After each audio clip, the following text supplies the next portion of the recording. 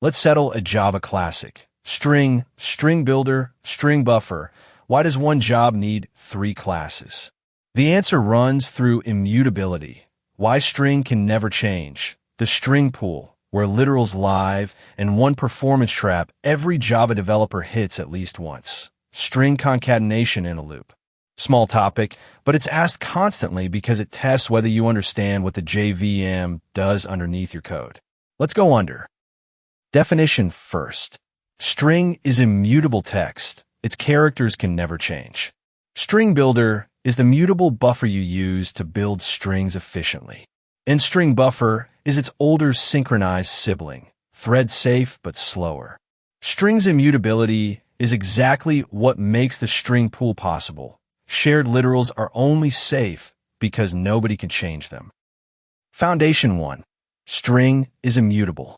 Call concat, replace, toUpperCase. The original never changes. You get a new string back, and forgetting to assign that return value is the first bug everyone writes. Why design it this way? 4 reasons worth reciting. Security. A file path or URL can't be mutated after validation. Thread safety. Immutable objects can be shared across threads with 0 locks. Performance. The hashCode is computed once and cached, which is why string makes such a fast hash map key. And immutability is what makes the string pool possible, which is next. Foundation 2. The string pool. Because strings can't change, the JVM safely shares them. 2 literals with the same value point at one pooled object, so double equals between them is true, and that's the trap. New string of the same text creates a fresh heap object, and double equals is false. Same characters, different reference. The rule: always compare strings with dot equals. Double equals compares references and only accidentally works for literals. And intern manually pulls a string into the pool. That's the method behind those puzzle questions. Explain pool versus heap, and the puzzles dissolve. Now the trap. String plus equals in a loop. Because strings are immutable, every plus equals copies the entire string so far into a brand new object. 1,000 iterations means 1,000 copies of ever-growing strings. O of n squared work for what looks like O of n code. The fix is StringBuilder, a mutable, resizable character buffer. Append is amortized constant time, and you call to string once at the end. Nuance worth adding. A single expression like a plus b plus c is fine. The compiler optimizes it. The accident specifically needs a loop. And pre-sizing the builder when you know the size skips the internal resizes. Finally, the last third of the trio. StringBuffer is StringBuilder's older twin from Java 1.0, with every method synchronized. StringBuilder, added in Java 5, drops the locks and is faster. It's the default. So when do you want StringBuffer? The textbook says multi-threaded string building. The honest take: that scores better. Sharing a string builder across threads is a design smell. Build locally, publish the immutable string. So in practice, string for values, StringBuilder for construction, StringBuffer for reading legacy code. 1 line each. Let's open up a string and see what is actually inside. A string is a tiny object that holds a reference to a separate array. The characters live in that array, not in the string itself. 2 words make it immutable: final and private. Final means the reference can never be repointed. Private means outside code can never reach in to override a character. Together, the characters are locked away. Since Java 9, that array is a byte array plus a 1-byte coder flag. If the text is plain Latin 1, it stores 1 byte per character instead of 2. That is compact strings, and it roughly halves the memory strings use. So when you call toUpperCase, nothing in that array changes. Java builds a brand new array and a brand new string, and hands it back. Forget to assign it, and your change vanishes. Now what is the pool, really? It is not magic. It is a concrete data structure inside the JVM called the string table, a fixed-size hash table, an array of buckets. Every string literal in your code is interned automatically once class loads. The JVM hashes it, finds its bucket, and either reuses an existing copy or inserts this one. That is why two identical literals become the same object. Intern is the manual door in. It looks the value up and returns the pooled copy. NewString skips the table entirely and makes a fresh object. And there's a real cost hiding here. The table has a fixed number of buckets, 65,000 by default. Intern millions of distinct strings, and the buckets overflow into long chains, so every lookup slows down. That is what over-interning really means. A hashCode is a single number that fingerprints the characters. Hash maps call it constantly, so string makes it fast. The recipe is fixed, start at 0, and for each character do h equals 31 times h plus the character. For hi, that gives 104, then 3,329. The empty string is 0. Why 31? It is an odd prime. Odd so you do not throw away a bit each step, prime so the bits scatter and collisions drop. And there is a bonus. The JVM rewrites 31 times h as h shifted left 5, minus h, a shift and a subtract, faster than a multiply. Best part, string computes this once, stores it in a field, and every later call just returns the stored number. That caching is only safe because the string can never change. That plus sign between strings looks like one thing, but the compiler treats it 3 different ways, and knowing which is the senior answer. First, if both sides are constants, like the literal a plus the literal b, the compiler folds them at compile time into the single literal ab, which is pooled. So a plus b actually equals the literal ab, true. Second, a runtime plus on Java 8 and earlier. The compiler turned it into a new StringBuilder, append to string. Fine for one expression. Third, on Java 9 and later, the compiler emits a single invoke dynamic instruction that calls string concat factory, and the JVM builds the best possible concatenation method the first time it runs. But none of this saves you in a loop. A loop still does quadratic work. So a loop still needs your own StringBuilder. So if string is locked, how does StringBuilder let you edit? It is basically an array list for characters, a backing array plus a count of how many slots you have used. The array length is the capacity, the room you have. The count is the actual length. A fresh StringBuilder starts with capacity 16. Append just copies the new characters into the array at the current count and bumps the count. No new object. When the characters do not fit, it grows. It makes a new array of old capacity times 2 plus 2, 16 to 34 to 70, copies everything over once, then appends. Because it doubles, appending is amortized constant time. IntoString does not hand you the internal array. Though it let you mutate a string, it copies the used bytes into a brand new string. So the one real copy happens once at the end. StringBuffer is the exact same machine. It just wraps every method in a lock, which is why it is slower and why you rarely need it. Here is a classic old Java trap. Substring looks harmless, but it changed in a big way. Before Java 7 Update 6, a substring did not copy anything. It just pointed at a window of the parent's array using an offset and a count. Cheap to make, but here is the catch. A 10-character substring kept the entire parent array alive. Read a 50 megabyte file, take a 10-character substring, drop the file, and you would still be holding all 50 megabytes. A real, famous memory leak. Since 7 Update 6, substring copies just the characters you asked for into its own small array.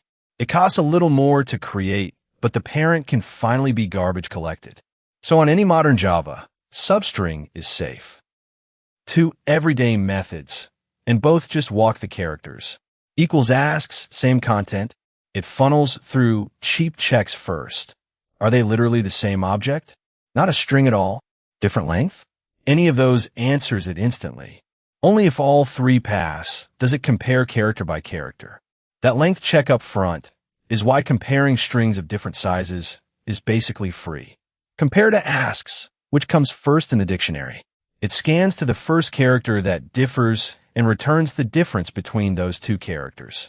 Apple versus apply differ at E versus Y. So you get a negative number, Apple sorts first. If one word is just a prefix of the other, like cat and cats, it returns the length difference. So, equals for same or not, compare to for which order. A quick modern convenience. Text blocks from Java 15 let you write a multi-line string inside triple quotes. Great for SQL, JSON, and HTML. No \n, no plus signs between lines, no escaping quotes. The clever part is incidental whitespace stripping.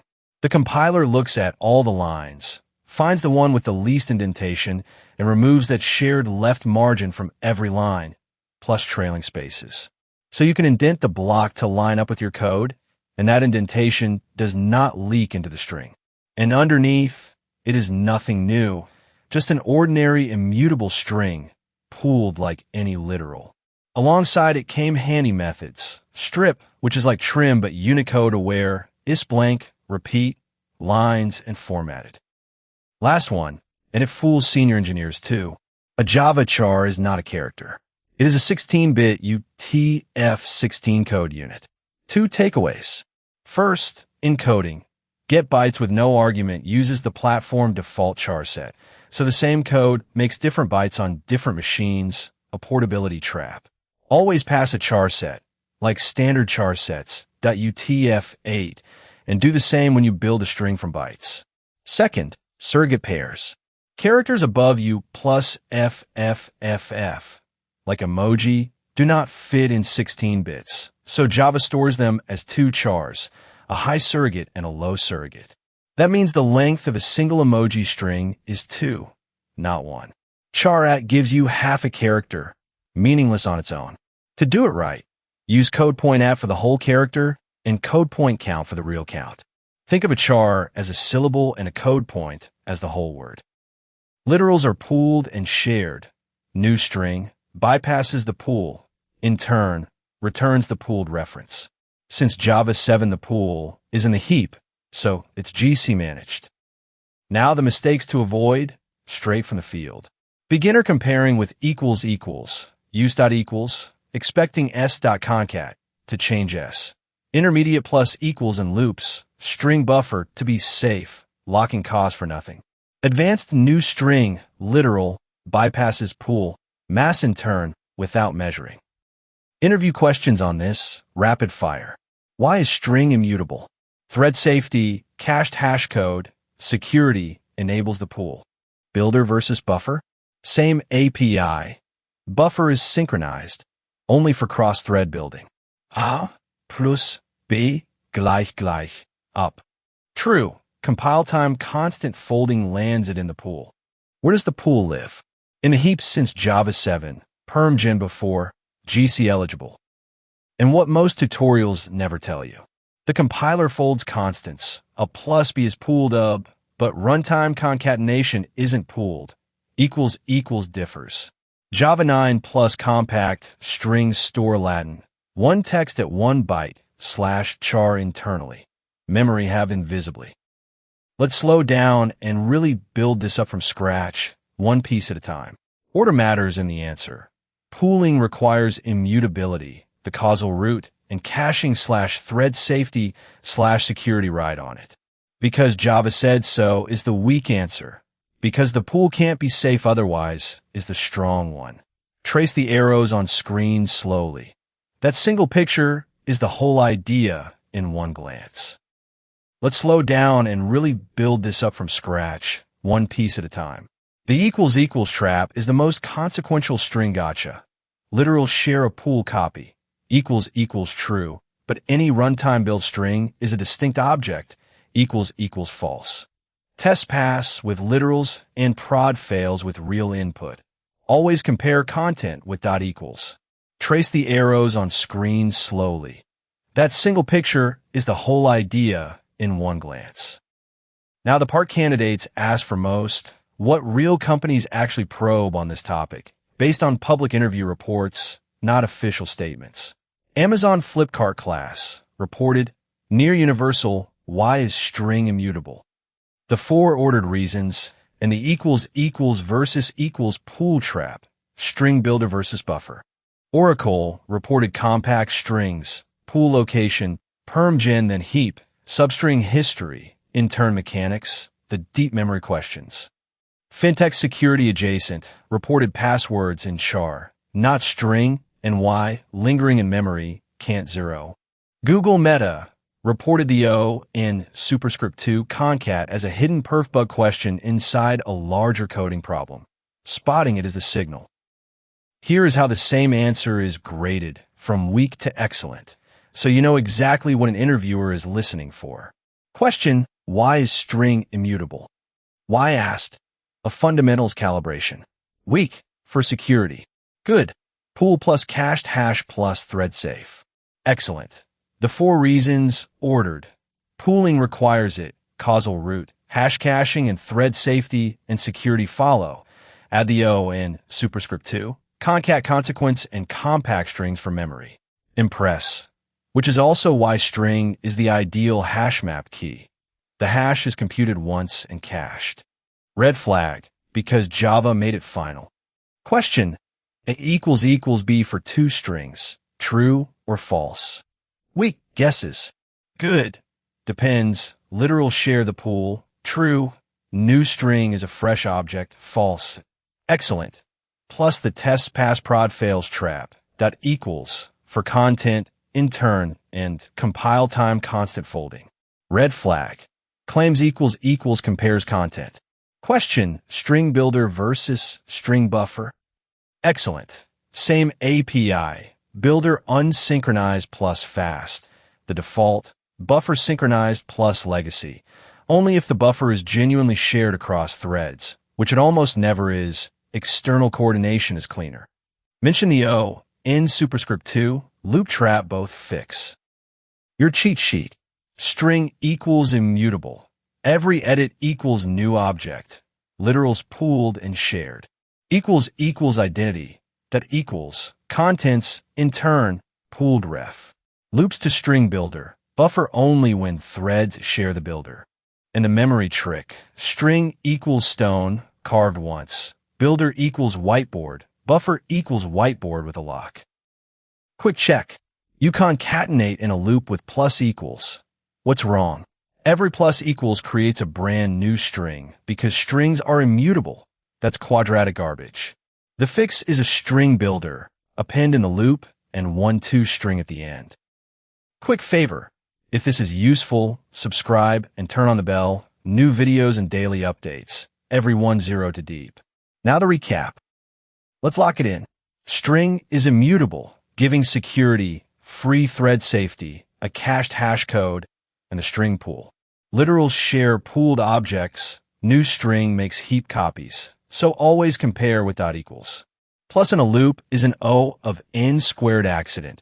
Use StringBuilder with its amortized constant append, though single expressions are fine.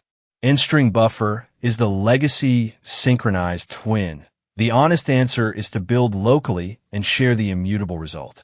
3 classes, 1 clean story. That's strings. And that's strings. If you want the pool internals, compact strings, and the benchmark numbers, it's all in the full write-up in the Code of Aura library. Like, subscribe, and keep building.